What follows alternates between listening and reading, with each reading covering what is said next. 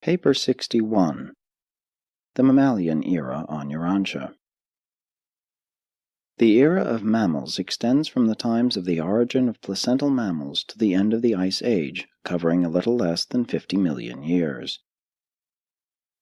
During this Cenozoic age, the world's landscape presented an attractive appearance: rolling hills, broad valleys, wide rivers, and great forests. Twice during this sector of time the Panama Isthmus went up and down. 3 times the Bering Strait land bridge did the same. The animal types were both many and varied. The trees swarmed with birds, and the whole world was an animal paradise, notwithstanding the incessant struggle of the evolving animal species for supremacy. The accumulated deposits of the 5 periods of this 50-million-year era contain the fossil records of the successive mammalian dynasties and lead right up through the times of the actual appearance of man himself. 1. The New Continental Land Stage, the Age of Early Mammals. 50 million years ago, the land areas of the world were very generally above water or only slightly submerged. The formations and deposits of this period are both land and marine, but chiefly land. For a considerable time the land gradually rose, but was simultaneously washed down to the lower levels and toward the seas. Early in this period and in North America, the placental type of mammals suddenly appeared, and they constituted the most important evolutionary development up to this time. Previous orders of non-placental mammals had existed, but this new type sprang directly and suddenly from the pre-existent reptilian ancestor whose descendants had persisted on down through the times of dinosaur decline. The father of the placental mammals was a small, highly active, carnivorous, springing type of dinosaur. Basic mammalian instincts began to be manifested in these primitive mammalian types. Mammals possess an immense survival advantage over all other forms of animal life in that they can 1. Bring forth relatively mature and well-developed offspring. 2. Nourish, nurture, and protect their offspring with affectionate regard. 3. Employ their superior brain power in self-perpetuation. 4. Utilize increased agility in escaping from enemies. 5. Apply superior intelligence to environmental adjustment and adaptation. 45 million years ago, the continental backbones were elevated in association with a very general sinking of the coastlines. Mammalian life was evolving rapidly. A small reptilian egg-laying type of mammal flourished, and the ancestors of the later kangaroos roamed Australia. Soon there were small horses, fleet-footed rhinoceroses, tapirs with proboscises, primitive pigs, squirrels, lemurs, possums, and several types of monkey-like animals. They were all small, primitive, and best suited to living among the forests of the mountain regions. A large ostrich-like land bird developed to a height of 10 feet and laid an egg 9 by 13 inches. These were the ancestors of the later gigantic passenger birds that were so highly intelligent and that one time transported human beings through the air. The mammals of the early Cenozoic lived on land, under the water, in the air, and among the treetops. They had from 1 to 11 pairs of mammary glands, and all were covered with considerable hair. In common with the later appearing orders, they developed 2 successive sets of teeth and possessed large brains in comparison to body size. But among them all, no modern forms existed. 40 million years ago, the land areas of the northern hemisphere began to elevate, and this was followed by new extensive land deposits and other terrestrial activities, including lava flows, warping, lake formation, and erosion. During the latter part of this epoch, most of Europe was submerged. Following a slight land rise, the continent was covered by lakes and bays. The Arctic Ocean, through the Ural Depression, ran south to connect with the Mediterranean Sea as it was then expanded northward, the highlands of the Alps, Carpathians, Apennines, and Pyrenees being up above the water as islands of the sea. The Isthmus of Panama was up, the Atlantic and Pacific Oceans were separated. North America was connected with Asia by the Bering Strait land bridge, and with Europe by way of Greenland and Iceland. The Earth's circuit of land in northern latitudes was broken only by the Ural Straits, which connected the Arctic seas with the enlarged Mediterranean. Considerable foraminiferal limestone was deposited in European waters. Today this same stone is elevated to a height of 10,000 feet in the Alps, 16,000 feet in the Himalayas, and 20,000 feet in Tibet. The chalk deposits of this period are found along the coasts of Africa and Australia, on the west coast of South America, and about the West Indies. Throughout this so-called Eocene period, the evolution of mammalian and other related forms of life continued with little or no interruption. North America was then connected by land with every other continent except Australia, and the world was gradually overrun by primitive mammalian fauna of various types. 2. The recent flood stage, the age of advanced mammals. This period was characterized by the further and rapid evolution of placental mammals, the more progressive forms of mammalian life developing during these times. Although the early placental mammals sprang from carnivorous ancestors, very soon herbivorous branches developed, and ere long, omnivorous mammalian families also sprang up. The angiosperms were the principal food of the rapidly increasing mammals, the modern land flora, including the majority of present-day plants and trees, having appeared during earlier periods. 35 million years ago marks the beginning of the age of placental mammalian world domination. The southern land bridge was extensive, reconnecting the then enormous Antarctic continent with South America, South Africa, and Australia. In spite of the massing of land in high latitudes, the world climate remained relatively mild because of the enormous increase in the size of the tropic seas, nor was the land elevated sufficiently to produce glaciers. Extensive lava flows occurred in Greenland and Iceland, some coal being deposited between these layers. Marked changes were taking place in the fauna of the planet. The sea life was undergoing great modification. Most of the present-day orders of marine life were in existence, and foraminifers continued to play an important role. The insect life was much like that of the previous era. The fluorescent fossil beds of Colorado belong to the later years of these far distant times. Most of the living insect families go back to this period, but many then in existence are now extinct, though their fossils remain. On land, this was preeminently the age of mammalian renovation and expansion. Of the earlier and more primitive mammals, over 100 species were extinct before this period ended. Even the mammals of large size and small brains soon perished. Brains and agility had replaced armor and size in the progress of animal survival. And with the dinosaur family on the decline, the mammals slowly assumed domination of the earth, speedily and completely destroying the remainder of their reptilian ancestors. Along with the disappearance of the dinosaurs, other and great changes occurred in the various branches of the saurian family. The surviving members of the early reptilian families are turtles, snakes, and crocodiles, together with the venerable frog, the only remaining group representative of man's earlier ancestors. Various groups of mammals had their origin in a unique animal now extinct. This carnivorous creature was something of a cross between a cat and a seal. It could live on land or in water, and was highly intelligent and very active. In Europe, the ancestor of the canine family evolved, soon giving rise to many species of small dogs. About the same time, the gnawing rodents, including beavers, squirrels, gophers, mice, and rabbits appeared, and soon became a notable form of life, very little change having since occurred in this family. The later deposits of this period contain the fossil remains of dogs, cats, coons, and weasels in ancestral form.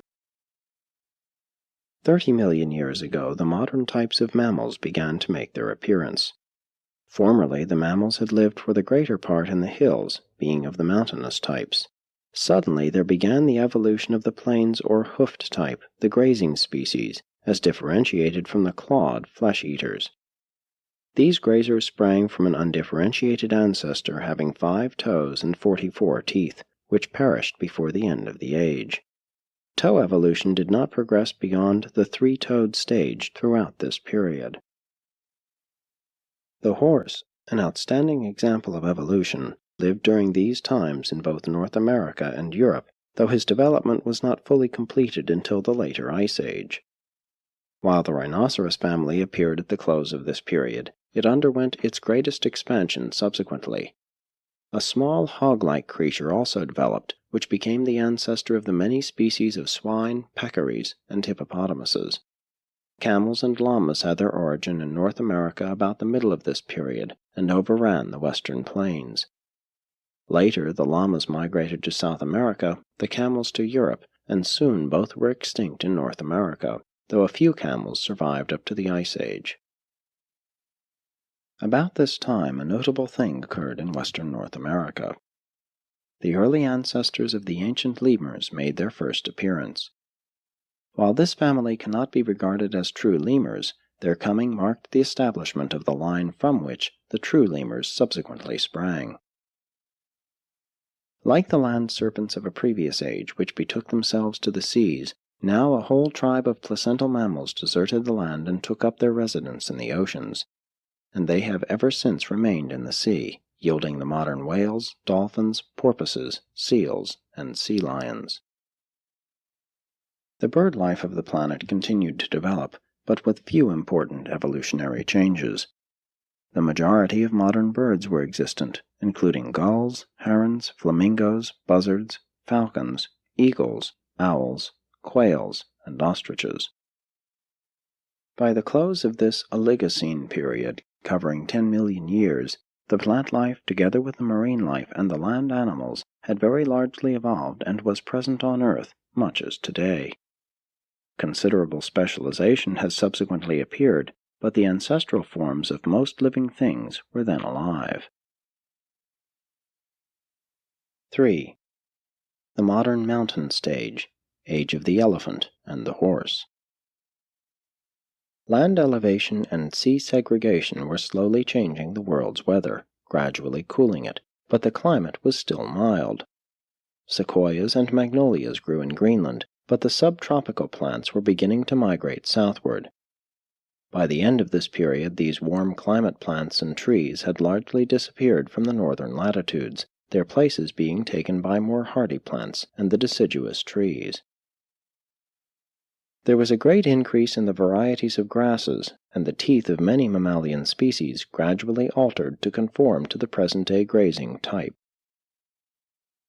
25 million years ago, there was a slight land submergence following the long epoch of land elevation. The Rocky Mountain region remained highly elevated, so that the deposition of erosion material continued throughout the lowlands to the east. The Sierras were well re-elevated. In fact, they have been rising ever since.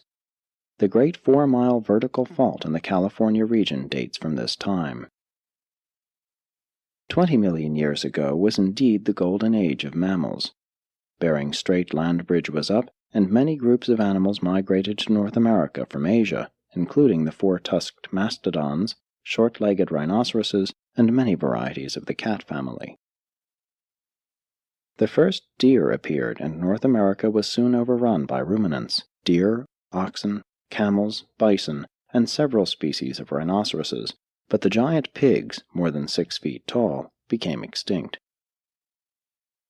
The huge elephants of this and subsequent periods possessed large brains as well as large bodies, and they soon overran the entire world except Australia. For once, the world was dominated by a huge animal with a brain sufficiently large to enable it to carry on. Confronted by the highly intelligent life of these ages, no animal the size of an elephant could have survived unless it had possessed a brain of large size and superior quality. In intelligence and adaptation, the elephant is approached only by the horse, and is surpassed only by man himself.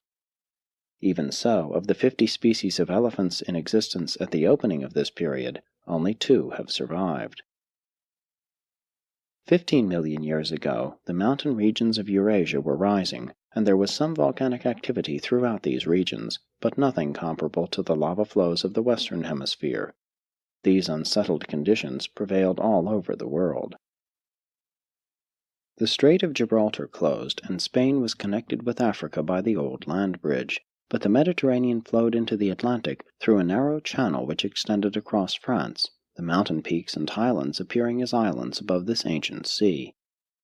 Later on, these European seas began to withdraw.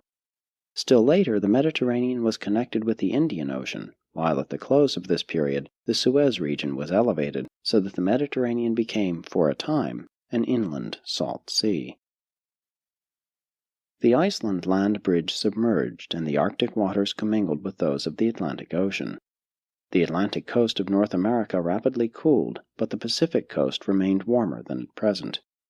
The great ocean currents were in function, and affected climate much as they do today. Mammalian life continued to evolve. Enormous herds of horses joined the camels on the western plains of North America. This was truly the age of horses as well as of elephants. The horse's brain is next in animal quality to that of the elephant, but in one respect it is decidedly inferior, for the horse never fully overcame the deep-seated propensity to flee when frightened. The horse lacks the emotional control of the elephant, while the elephant is greatly handicapped by size and lack of agility.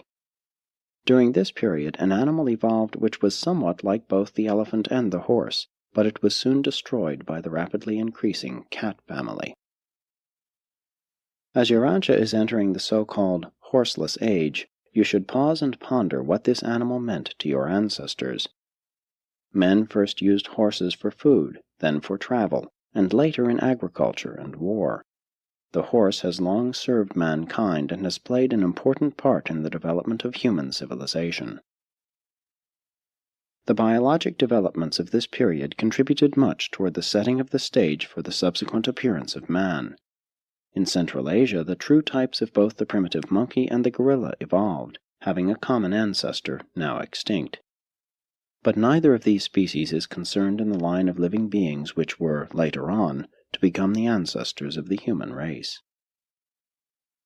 The dog family was represented by several groups, notably wolves and foxes, the cat tribe by panthers and large saber-toothed tigers, the latter first evolving in North America. The modern cat and dog families increased in numbers all over the world. Weasels, martens, otters, and raccoons thrived and developed throughout the northern latitudes. Birds continued to evolve, though few marked changes occurred. Reptiles were similar to modern types, snakes, crocodiles, and turtles. Thus drew to a close a very eventful and interesting period of the world's history. This age of the elephant and the horse is known as the Miocene. 4. The recent continental elevation stage, the last great mammalian migration. This is the period of pre-glacial land elevation in North America, Europe, and Asia. The land was greatly altered in topography. Mountain ranges were born, streams changed their courses, and isolated volcanoes broke out all over the world. 10 million years ago began an age of widespread local land deposits on the lowlands of the continents, but most of these sedimentations were later removed. Much of Europe at this time was still underwater, including parts of England, Belgium, and France, and the Mediterranean Sea covered much of northern Africa. In North America, extensive depositions were made at the mountain bases, in lakes, and in the great land basins. These deposits average only about 200 feet, are more or less colored, and fossils are rare. Two great freshwater lakes existed in western North America. The Sierras were elevating. Shasta, Hood, and Rainier were beginning their mountain careers. But it was not until the subsequent Ice Age that North America began its creep toward the Atlantic Depression. For a short time all the land of the world was again joined excepting Australia, and the last great worldwide animal migration took place. North America was connected with both South America and Asia, and there was a free exchange of animal life. Asiatic sloths, armadillos, antelopes, and bears entered North America, while North American camels went to China. Rhinoceroses migrated over the world except Australia and South America, but they were extinct in the Western Hemisphere by the close of this period. In general, the life of the preceding period continued to evolve and spread. The cat family dominated the animal life, and marine life was almost at a standstill. Many of the horses were still three-toed, but the modern types were arriving. Llamas and giraffe-like camels mingled with the horses on the grazing plains. The giraffe appeared in Africa, having just as long a neck then as now. In South America, sloths, armadillos, anteaters, and the South American type of primitive monkeys evolved. Before the continents were finally isolated, those massive animals, the mastodons, migrated everywhere except to Australia. 5 million years ago, the horse evolved as it now is, and from North America migrated to all the world. But the horse had become extinct on the continent of its origin long before the red man arrived. The climate was gradually getting cooler. The land plants were slowly moving southward. At first it was the increasing cold in the north that stopped animal migrations over the northern isthmuses. Subsequently, these North American land bridges went down. Soon afterwards, the land connection between Africa and South America finally submerged, and the Western Hemisphere was isolated much as it is today.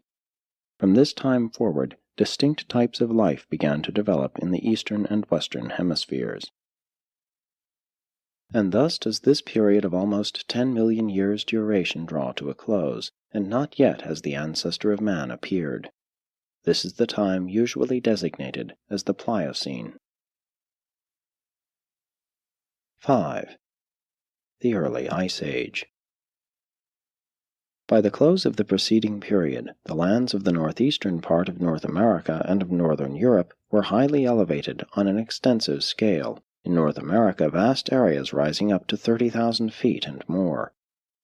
Mild climates had formerly prevailed over these northern regions, and the Arctic waters were all open to evaporation, and they continued to be ice-free until almost the close of the glacial period. Simultaneously with these land elevations, the ocean currents shifted, and the seasonal winds changed their direction. These conditions eventually produced an almost constant precipitation of moisture from the movement of the heavily saturated atmosphere over the northern highlands. Snow began to fall in these elevated and therefore cool regions, and it continued to fall until it had attained a depth of 20,000 feet. The areas of the greatest depth of snow, together with altitude, determined the central points of subsequent glacial pressure flows, and the Ice Age persisted just as long as this excessive precipitation continued to cover these northern highlands with this enormous mantle of snow, which soon metamorphosed into solid but creeping ice. The great ice sheets of this period were all located on elevated highlands, not in mountainous regions where they are found today.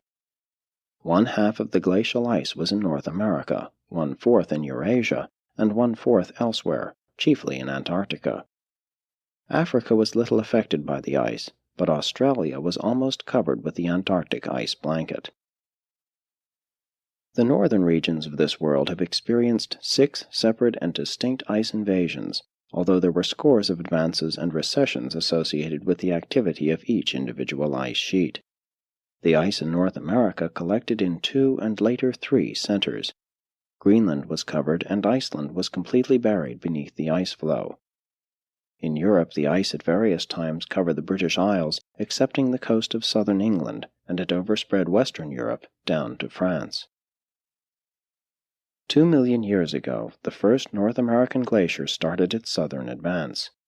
The Ice Age was now in the making, and this glacier consumed nearly 1 million years in its advance from and retreat back toward the northern pressure centers. The central ice sheet extended south as far as Kansas. The eastern and western ice centers were not then so extensive. 1,500,000 years ago, the first great glacier was retreating northward. In the meantime, enormous quantities of snow had been falling on Greenland and on the northeastern part of North America, and ere long this eastern ice mass began to flow southward. This was the second invasion of the ice. These first 2 ice invasions were not extensive in Eurasia. During these early epochs of the Ice Age, North America was overrun with mastodons, woolly mammoths, horses, camels, deer, musk oxen, bison, ground sloths, giant beavers, saber-toothed tigers, sloths as large as elephants, and many groups of the cat and dog families. But from this time forward, they were rapidly reduced in numbers by the increasing cold of the glacial period. Toward the close of the Ice Age, the majority of these animal species were extinct in North America. Away from the ice, the land and water life of the world was little changed. Between the ice invasions, the climate was about as mild as at present, perhaps a little warmer.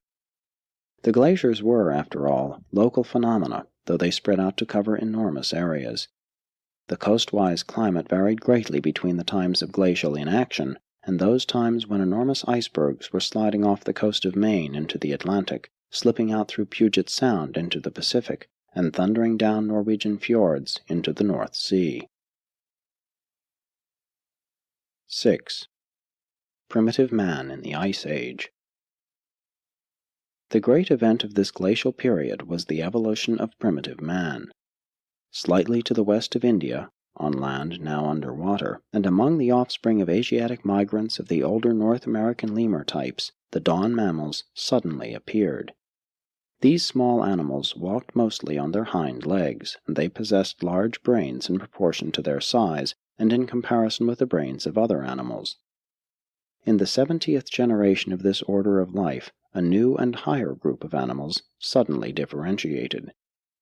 These new mid-mammals, almost twice the size and height of their ancestors and possessing proportionately increased brain power, had only well established themselves when the primates, the third vital mutation, suddenly appeared.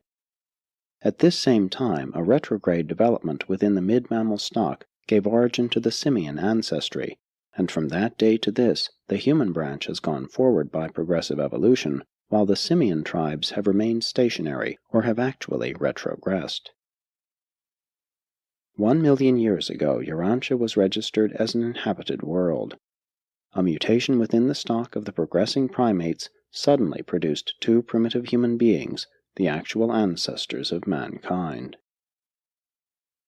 This event occurred at about the time of the beginning of the third glacial advance. Thus it may be seen that your early ancestors were born and bred in a stimulating, invigorating, and difficult environment, and the sole survivors of these Urantia aborigines, the Eskimos, even now prefer to dwell in frigid northern climes. Human beings were not present in the Western Hemisphere until near the close of the Ice Age, but during the interglacial epochs they passed westward around the Mediterranean and soon overran the continent of Europe. In the caves of Western Europe may be found human bones mingled with the remains of both tropic and Arctic animals, testifying that man lived in these regions throughout the later epochs of the advancing and retreating glaciers. 7. The continuing Ice Age. Throughout the glacial period, other activities were in progress, but the action of the ice overshadows all other phenomena in the northern latitudes. No other terrestrial activity leaves such characteristic evidence on the topography. The distinctive boulders and surface cleavages, such as potholes, lakes, displaced stone, and rock flour, are to be found in connection with no other phenomenon in nature. The ice is also responsible for those gentle swells or surface undulations known as drumlins, and a glacier, as it advances, displaces rivers and changes the whole face of the earth. Glaciers alone leave behind them those telltale drifts, the ground, lateral, and terminal moraines. These drifts, particularly the ground moraines, extend from the eastern seaboard north and westward in North America and are found in Europe and Siberia. 750,000 years ago, the fourth ice sheet, a union of the North American central and eastern ice fields, was well on its way south. At its height it reached to southern Illinois, displacing the Mississippi River 50 miles to the west, and in the east it extended as far south as the Ohio River and central Pennsylvania. In Asia, the Siberian ice sheet made its southernmost invasion, while in Europe the advancing ice stopped just short of the mountain barrier of the Alps. 500,000 years ago, during the fifth advance of the ice, a new development accelerated the course of human evolution. Suddenly, and in one generation, the six colored races mutated from the aboriginal human stock.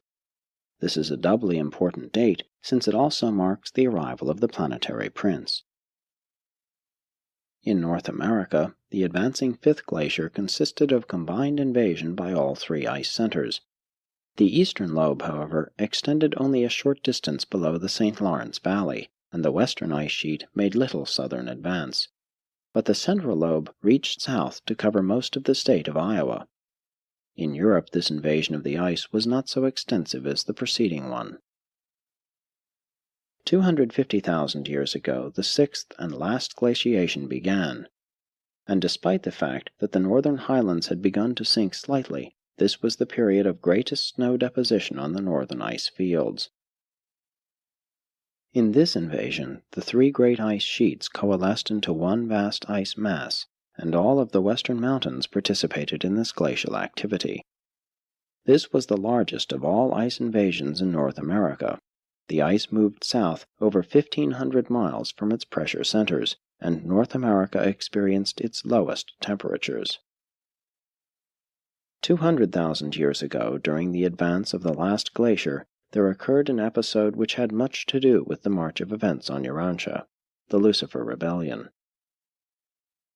150,000 years ago, the sixth and last glacier reached its farthest points of southern extension, the western ice sheet crossing just over the Canadian border, the central coming down into Kansas, Missouri, and Illinois, the eastern sheet advancing south and covering the greater portion of Pennsylvania and Ohio. This is the glacier that sent forth the many tongues or ice lobes which carved out the present-day lakes, great and small.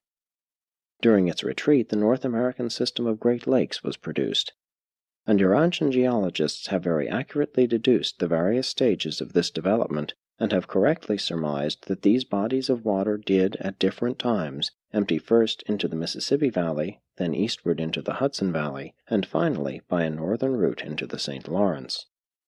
It is 37,000 years since the connected Great Lakes system began to empty out over the present Niagara route. 100,000 years ago, during the retreat of the last glacier, the vast polar ice sheets began to form, and the center of ice accumulation moved considerably northward. And as long as the polar regions continued to be covered with ice, it is hardly possible for another glacial age to occur, regardless of future land elevations or modifications of ocean currents. This last glacier was 100,000 years advancing, and it required a like span of time to complete its northern retreat. The temperate regions have been free from ice for a little over 50,000 years. The rigorous glacial period destroyed many species and radically changed numerous others. Many were sorely sifted by the to and fro migration which was made necessary by the advancing and retreating ice. Those animals which followed the glaciers back and forth over the land were the bear, bison, reindeer, muskox, mammoth, and mastodon. The mammoth sought the open prairies, but the mastodon preferred the sheltered fringes of the forest regions. The mammoth, until a late date, ranged from Mexico to Canada. The Siberian variety became wool-covered. The mastodon persisted in North America until exterminated by the red man, much as the white man later killed off the bison. In North America, during the last glaciation, the horse, tapir, llama, and saber-toothed tiger became extinct. In their places, sloths, armadillos, and water hogs came up from South America.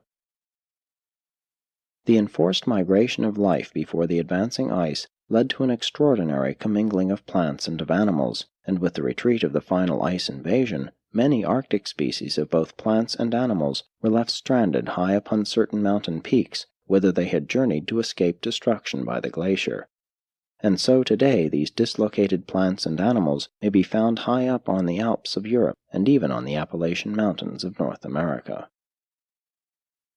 The Ice Age is the last completed geologic period, the so-called Pleistocene, over 2 million years in length. 35,000 years ago marks the termination of the Great Ice Age excepting in the polar regions of the planet.